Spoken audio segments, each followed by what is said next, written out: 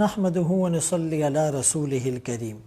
رمضان المبارک کی پرنور ساعات میں تراویح کا خلاصہ 2:15 بجے روزانہ پیش کیا جائے گا۔ آج پہلے پارے کا خلاصہ پیش خدمت ہے۔ قرآن کریم کا آغاز سورہ فاتحہ سے ہوا۔ یہ مکی صورت ہے، 7 آیات 1 رکوع پر مشتمل ہے۔ اسی وجہ سے قرآن کریم کو سورہ فاتحہ کو 7 مثانی کہا گیا، اور سورہ فاتحہ کے نزول کے بعد اس کی فضیلت کو یوں بتایا گیا کہ یہ صورت اور اس کی مثل نہ تورات میں ہے نہ انجیل میں ہے۔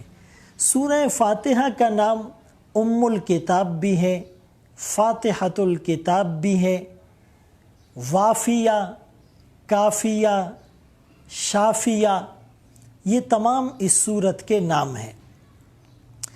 توحید، رسالت، قیامت، ان 3 مضامین کا احاطہ کیا گیا، اور در حقیقت سورہ فاتحہ وہ پورے قرآن کا خلاصہ ہے، یعنی سارے قرآن کا خلاصہ، بلکہ اگر ہم یوں کہیں کہ تمام آسمانی کتابوں کا خلاصہ قرآن مجید ہے۔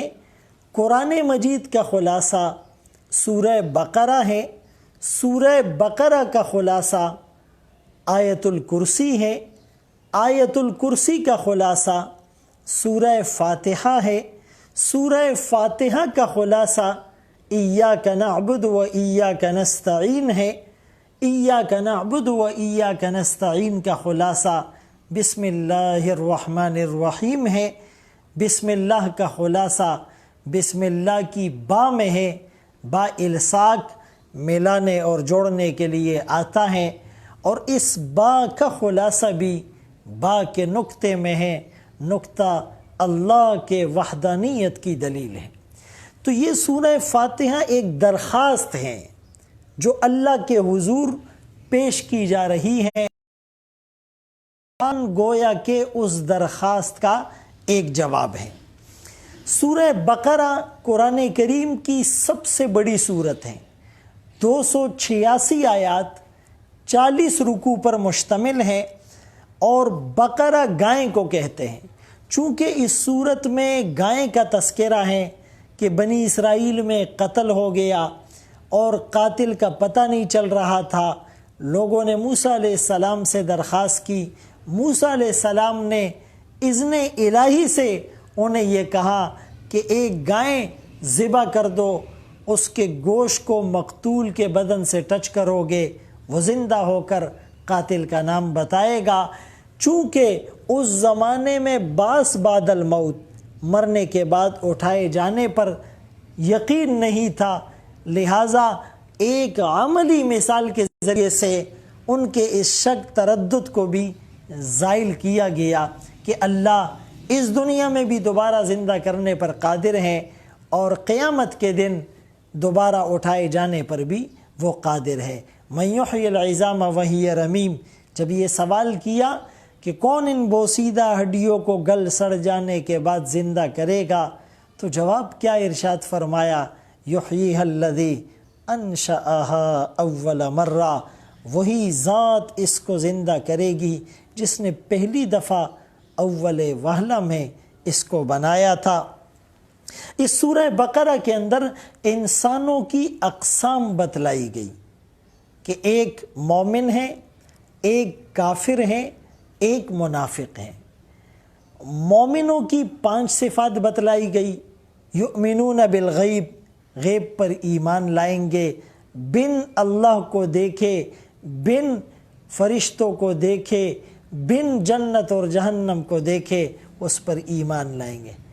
وَيُقِيمُونَ الصَّلَاةَ، نماز قائم کریں گے، اللہ کے دیے ہوئے رزق سے زکوٰۃ ادا کریں گے، قرآن کے ساتھ ساتھ دیگر کتب سماویہ پر بھی ایمان لائیں گے، وَبِالْآخِرَةِ هُمْ يُوقِنُونَ، آخرت پر یقین رکھیں گے۔ کافر وہ ہوتا ہے جس کے دل پر اللہ مہر لگا دے، جس کے کانوں میں، جس کی آنکھوں پر اللہ پردے ڈال دے، اور منافقین کے اندر جھوٹ، بددیانتی، خیانت، عدم شعور، قلوب کے اندر مرض، وعدہ خلافی، ان کی بہت سی بیماریوں کا اور برائیوں کا تذکرہ ہے۔ حروف مقطعات سے سورہ بقرہ کا آغاز کیا گیا، الف لام میم، یا عقل انسانی کو، علم انسانی کو چیلنج کیا گیا کہ اپنی عقل کو لگام دو، ہر چیز پر تمہاری دسترس نہیں ہو سکتی، ہر چیز پر تمہارا علم محیط نہیں ہو سکتا۔ یہ اعجاز قرآن ہے۔ اس صورت میں پہلے میں آدم علیہ السلام کی خلافت کا تذکرہ ہے۔ جب اللہ نے اپنے اس ارادے کو فرشتوں پر ظاہر کیا تو انہوں نے انسان کی خلقت پر اور آدم علیہ السلام کی خلافت پر اعتراض کیا، انسانوں کی دو خامیاں بتلائی اور اپنی دو خوبیاں گنوائی۔ انسانوں کی خامی کیا ہے کہ یفسد فیہا، یہ زمین میں فساد برپا کرے گا، یسفک الدماء، یہ خون بہائے گا، قتل و غارت گری کا بازار گرم کرے گا، جبکہ ہم فرشتے نسبح بحمدک ونقدس لک، آپ کی تسبیح بھی بیان کرتے ہیں، آپ کی پاکی بھی بیان کرتے ہیں۔ اللہ کریم نے دو جواب دیے، ایک اجمالی، ایک تفصیلی۔ اجمالی جواب، میں وہ کچھ جانتا ہوں جو تم نہیں جانتے۔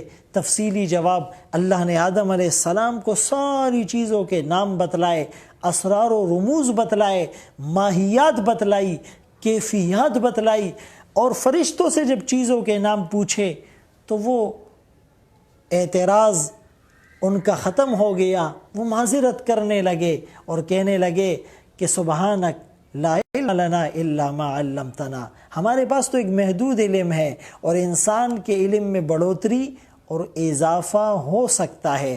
اور اللہ نے حکم دیا، ترغیب دی کہ یوں مجھ سے دعا مانگو، ربی زدنی علما، اے اللہ میرے علم میں اضافہ فرما، انکریز مائی نالج۔ اس صورت میں اور اس پہلے پارے میں بنی اسرائیل کی ناشکری کا ذکر ہے۔ من و سلوہ آسمانی دسترخوان ان کے لیے اتارا گیا، 12 چشمے ان کے لیے بہائے گئے، بادل سائبان بن کر ان کے ساتھ ساتھ چلتے رہے۔ اللہ نے انبیاء کو ان میں مبعوث کیا، لیکن اس کے باوجود ناشکری کی، تکذیب کی، انبیاء کو قتل کیا۔ فَفَرِيقًا كَذَّبْتُمْ وَفَرِيقًا تَقْتُلُونَ، اور ببانگ دہل فخریہ کہنے لگے قلوبنا غلف، ہمارے دلوں پر تو پردے ہیں۔